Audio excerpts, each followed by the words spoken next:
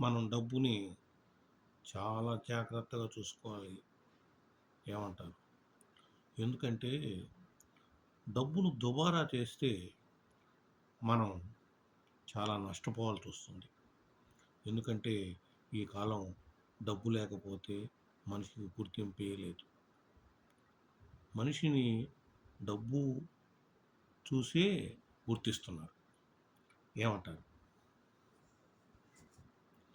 అందుకే మన పెద్దవాళ్ళు ఉన్ననాడు తెలివి కలిగి పొదుపు చేయరా, లేనినాడు ఒడలు వంచి కూడపెట్టరా, కొండలైన కరిగిపోవు కూర్చుని తింటే అని ఎప్పుడో మనల్ని హెచ్చరించారు.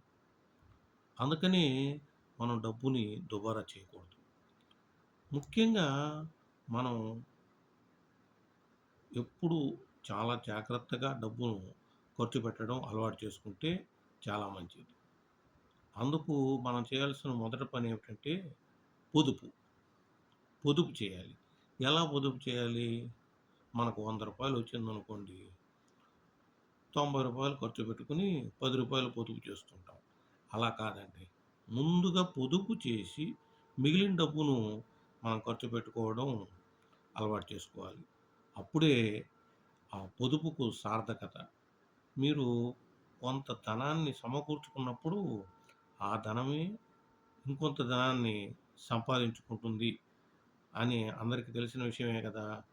ఆ డబ్బున్నప్పుడు మీకు ఈ సమాజంలో ఉన్నటువంటి గౌరవం, ఈ సమాజం ఇచ్చేటటువంటి ఆ హోదా ఉంది చూసారా? అది మీకు చాలా ఆనందాన్ని కలిగిస్తుంది. అదే డబ్బు లేదనుకోండి, ఎవరు మిమ్మల్ని సరిగ్గా పట్టించుకోరు. అలా పట్టించుకోనప్పుడు మనకు మన మనస్సుకు ఎంతో బాధ కలుగుతుంది. అందుకే డబ్బునెప్పుడు గూడా దుబారా చేయకూడదండి. మన చదువుల్లో గూడా ఏం చెప్పారు? ముందుగా మనం అవసరాలు, తర్వాత సౌకర్యాలు, ఆ తర్వాత విలాసాలు. ముందుగా మనం విలాసాల జోలికి వెళ్ళకూడదు.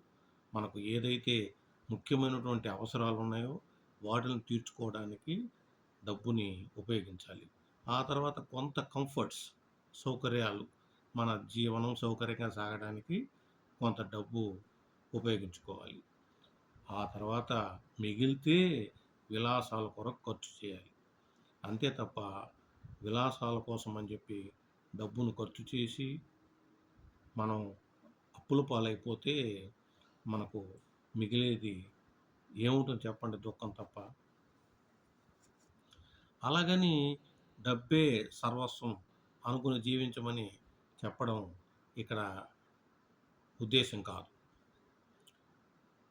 డబ్బును మనకు శక్తి మేరకు, మన తెలివితేటల మేరకు మనం డబ్బును ధర్మబద్ధంగా సంపాదించుకొని, తద్వారా ఆ డబ్బును మన జీవనానికి ఉపయోగించుకొని, తద్వారా కాస్త పొదుపు చేసుకొని, కొంత సంపదను తయారు చేసుకొని, మనకు కావలసినటువంటి సౌకర్యాలు ముఖ్యంగా ఆహారం, దుస్తులు, తర్వాత ఉండడానికి ఒక సౌకర్యవంతమైనటువంటి ఇల్లు, ఇలాంటివి సమకూర్చుకోవడంలో ఎలాంటి తప్పు లేదండి. కానీ ఇవన్నీ సమకూర్చుకోకముందే మనం డబ్బును దుబారా చేసుకుంటూ ఉంటే మనకు భవిష్యత్తు అవసరాలకు చాలా ఇబ్బంది పడాల్సొస్తుంది. ఏమంటారు?